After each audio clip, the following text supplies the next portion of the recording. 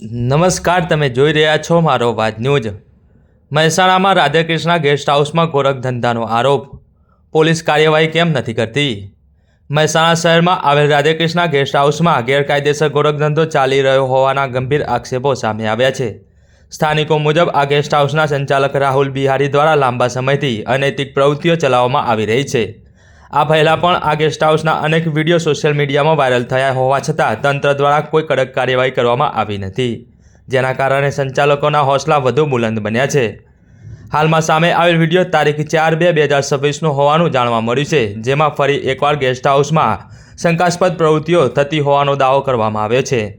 સ્થાનિક લોકોમાં ભારે રોષ ફેલાયો છે। લોકોનો સવાલ છે કે આટલા પુરાવા હોવા છતાં પોલીસ અને પ્રશાસન કેમ લાચાર બન્યું છે? શું આ ગેસ્ટ હાઉસને કોઈ રાજકીય અથવા આર્થિક રક્ષણ મળી રહ્યું છે? જાહેરમાં ચર્ચા છે કે જો સમયસર કડક કાર્યવાહી નહીં થાય તો આવા ગેરકાયદેસર ધંધાઓ શહેરની શાંતિ અને સુરક્ષાને ખોરવી શકે છે। હવે જોવાનું રહ્યું કે મહેસાણા પોલીસ આ મામલે તપાસ કરીને દોષિતો સામે ક્યારે અને કેવી કાર્યવાહી કરે છે।